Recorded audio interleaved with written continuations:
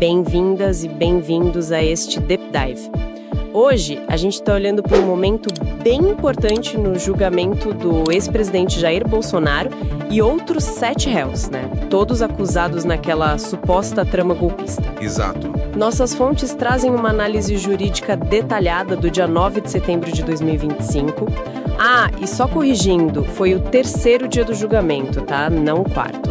O 4º dia começou hoje mesmo, dia 10. Isso. E a nossa missão aqui é destrinchar os votos decisivos desse 3º dia e tentar entender o que eles realmente significam. É um caso bem pesado, né?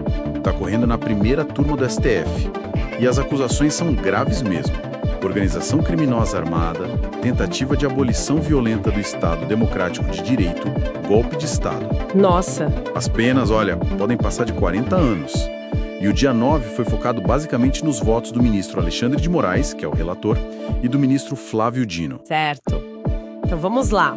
O voto do ministro Moraes foi longo, né? Quase 5 horas. Uma maratona. Pois é, ele usou slides, mostrou documentos, chamou Bolsonaro de líder de organização criminosa e até falou em réu confesso. Mas como assim? Não por admissão formal, imagino? Não.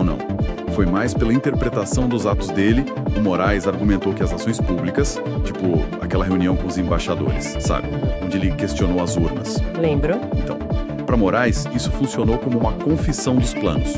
Ele chegou a listar 13 atos executórios, quer dizer, 13 passos que, na visão dele, foram dados para executar essa suposta trama. Entendi. E isso foi para rebater a defesa que dizia que eram só ideias, elucubrações. Exatamente. A defesa tentou essa linha, né? Mas o Moraes foi bem firme. Diz que tentar dar o golpe, iniciar os atos para isso, já é o crime. Não é só cogitar. Faz sentido. A corte, a partir daí, parece que passou a conectar esses atos todos, sabe? Como partes de um plano maior, de uma trama. E teve também a questão das provas, né? Principalmente a delação do Mauro Cid. Como ficou essa parte? Bom, esse foi outro ponto crucial do dia. Tanto Moraes quanto Dino, eles rejeitaram as tais preliminares da defesa. Que são aqueles argumentos processuais antes de discutir o crime em si, né? Isso, para tentar invalidar provas, anular o processo. E o principal pedido que eles negaram foi justamente o de anular a delação premiada do Mauro Cid. O acordo dele. Exato. Então, ao rejeitar isso, os ministros validaram as provas que vieram dessa delação. E essas provas são consideradas chave pela acusação, né? Entendi. Ok. E o ministro Flávio Dino? Ele acompanhou o relator na condenação, mas parece que ele trouxe algo mais sobre as penas e falou de anistia. Correto. O Dino votou sim pela condenação, mas ele fez questão de ressaltar que as penas precisam ser individualizadas.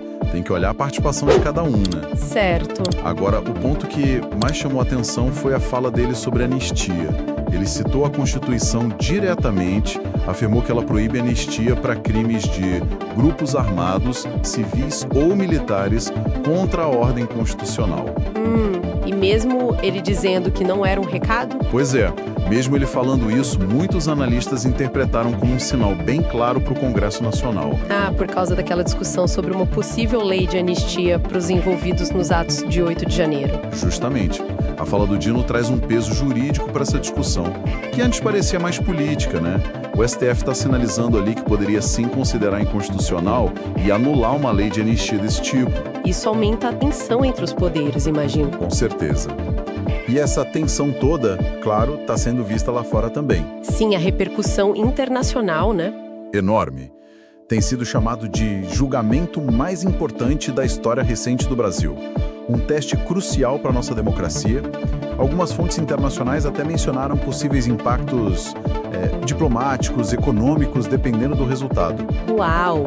E hoje, 10 de setembro, o 4º dia. O foco está todo no ministro Luiz Fux, certo? Qual é a expectativa? Olha, o voto dele é muito esperado. O placar agora está 2-0 pela condenação na turma de 5 ministros. Então o voto do Fux pode formar a maioria de 3 votos, né?